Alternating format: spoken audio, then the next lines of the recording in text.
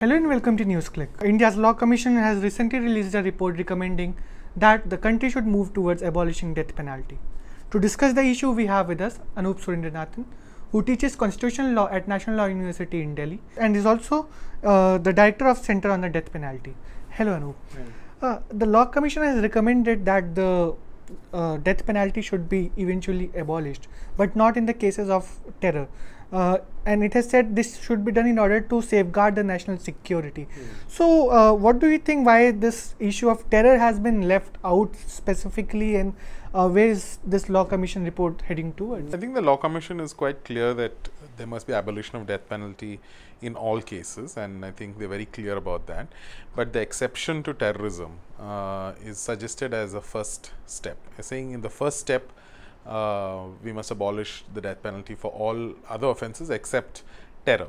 And it is surprising that the Law Commission finds favour for this kind of terror exceptionalism, because for a large part of the document, the Law Commission does a wonderful job of documenting why the death penalty cannot be legitimate and constitutional in India.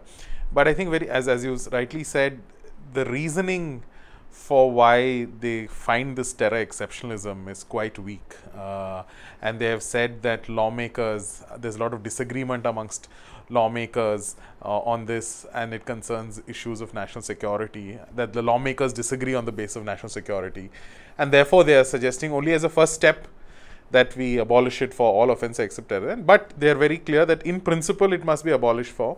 But unfortunately, I think even this first step, the suggestion that the first step and then at some point later in time we will abolish it for terrorism is rather disappointing, because if you look at the 1967 report, right, so it has taken almost 50 years for the Law Commission to consider its position again, and now basically I think what has ended up happening is that now you've entrenched it for terrorism even more. Right, and yes, I think the law, in principle it might say that, but politically, I think this report is going to be used to keep the death penalty for terrorism for much longer. But the reasoning is quite weak. They don't really provide any reason as to why this must be the first step and not anything else, or why the disagreement amongst lawmakers is not relevant for other offences, but is relevant for this category of offences.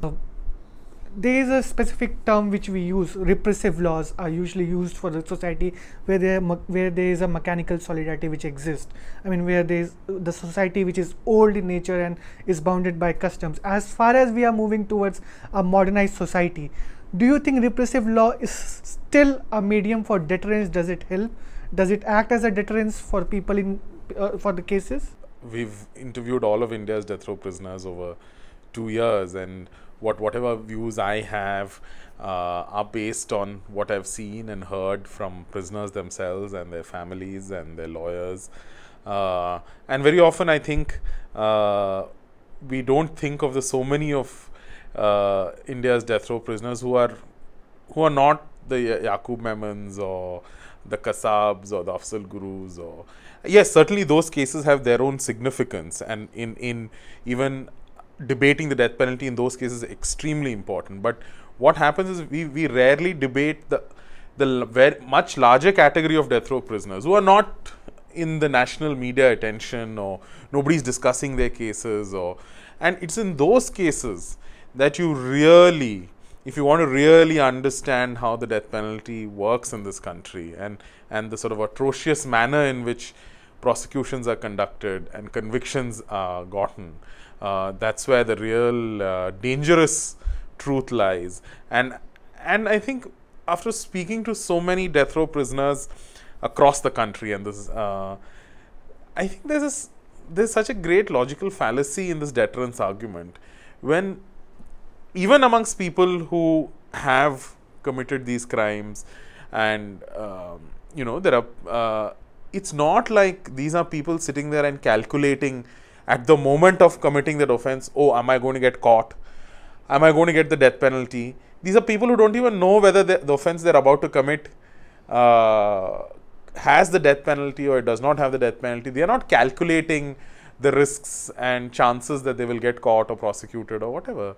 and these are extremely poor people, and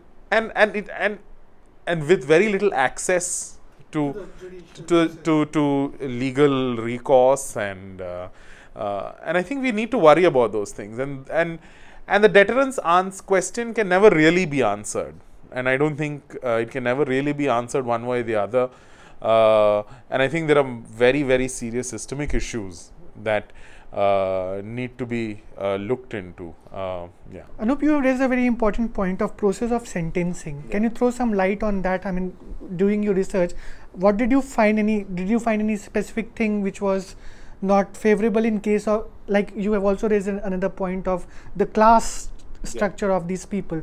So is there any stark difference between the two cases? There's a lot of discussion of this rarest of the rare, right?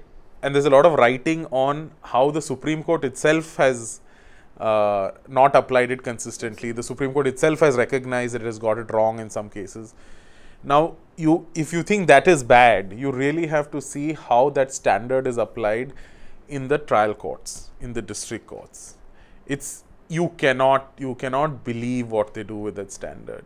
There's a complete breakdown of what rarest of the rare means, or what its constitutional requirements are as recognized in Bachchan Singh, right? If you look at how trial courts conduct sentencing, it is really shameful, right? There is no real substantial sentencing hearing. Even the defense lawyers don't know what to argue in a sentencing hearing. Even the judges and the prosecutors treat the sentencing phase as some sort of formality, right? It's not done. This distinction between your guilt and the punishment you must get for that is completely missing in our criminal justice system.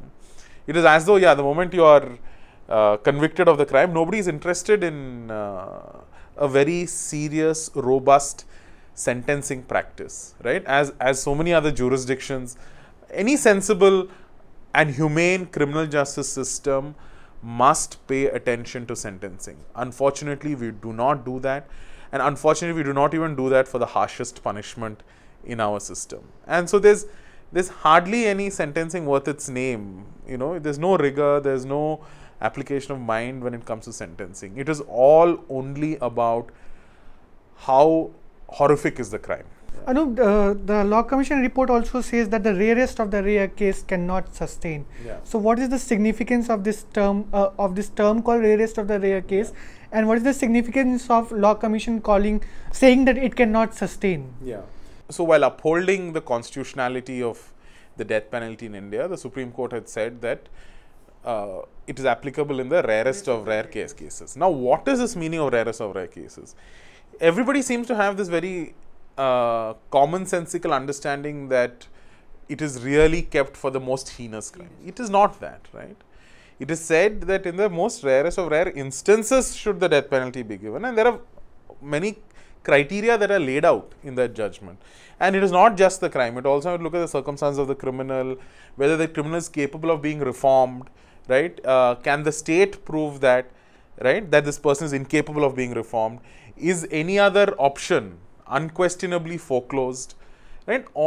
But you will see a complete absence of consideration of these factors like reformation, any other option being unquestionably foreclosed from the jurisprudence of the courts, right? And that is why you see so much inconsistency in the application of the rarest of the rare, right? And that is why it is a constitutionally unviable standard, right? It is unviable because it is not, what is happening is not that I as a judge can justifiably impose it in one case, and somebody else might have said no death penalty in this case. It's not a difference of opinion that's happening. And everybody seems to think that that's a problem. That's somehow inherent in the adjudicatory process, that in one case I might think one punishment is required and somebody else might think that somebody else, and that's just a difference in opinion, right? But that's not what's happening with the rarest of rare standard. With the rarest of rare standard, it's such that there is complete error in its application. There's a complete misunderstanding of what the standard itself requires, right? And it is incapable of any further clarity. And this kind of error is a very natural outcome of the way in which you have framed that standard. That error is going to keep happening, right? And that is why the Law Commission felt, and looking at it is quite evident from the case law, and the court itself has recognized its own error in some cases in application. Error, and again saying error, not just a difference in opinion, right?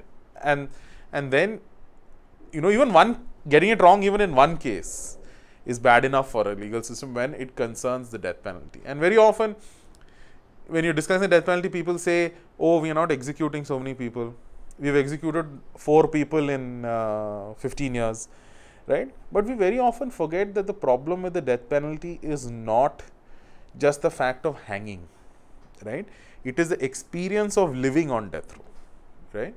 And that we very often forget. If you keep aside this entire point of death row, death penalty itself, not only we have been missing on the jail reforms, also we have been missing on the police reforms and the entire process of restitutive laws, I mean how to reform people. So the recent Law Commission report has also pointed out that country is in need of major police reforms and witness protections. Do you think it's a positive move towards it? Yes, and I think again in the debate on the death penalty, you will see that very little of the discussion happens. How do you prosecute people in this country? How do you get convictions in this country? We have an extremely unscientific police force, right? It's not a modern police force. We have not invested sufficiently in our police force. They do not have modern scientific methods of investigation or forensic sciences or whatever. So in that sense, the only way they can get evidence is by torturing people, right? And world over, it has been recognized that evidence collected on the basis of torture is extremely unreliable. People admit to things that they have not done just to not be tortured, right? So that is why we have a very violent and corrupt police force. And I don't blame this on individual policemen or police officers.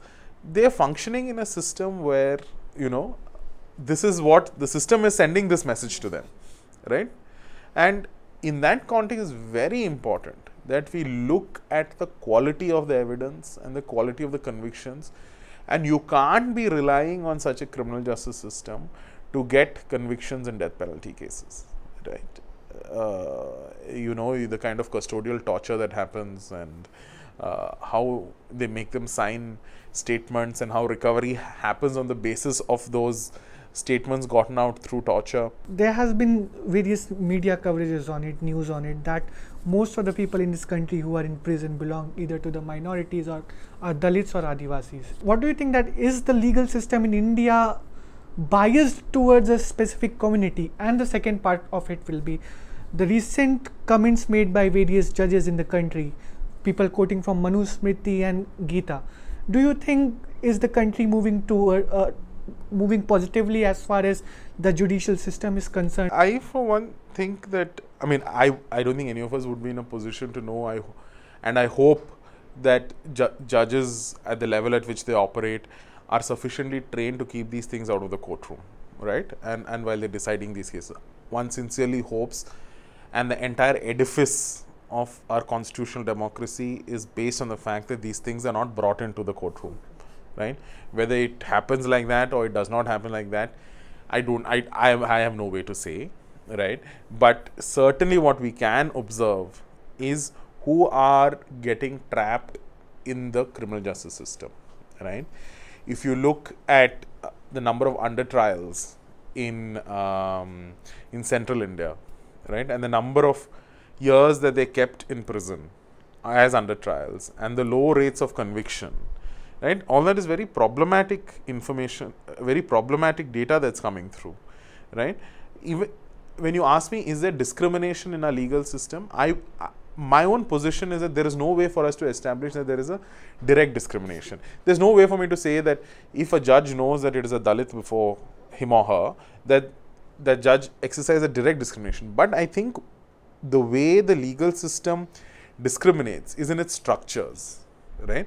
Be it how certain groups are able to interact with the police, right? How they're able to interact or not interact with the police, or with the prosecution, or with lawyers, or with various aspects of the legal system.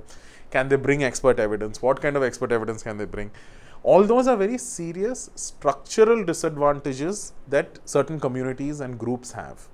And as a result of those structural disadvantages, I think that is how they get ensnared in this, in the sort of cobweb of our criminal justice system, and only certain groups tend to, members largely. So I think that's how discrimination operates. I think it was rather a claim that we can't really back if we say it is a direct discrimination claim. I mean, we need a lot more empirical work and evidence to make that claim, but the structural discrimination argument, I think, can be very strongly made, and I think that's the worry. Thanks, Anup. Thanks a lot for giving us your time, and as the things proceed, we'll be coming back to you on such issues. Thank you so much. Thank you for watching Newsclick.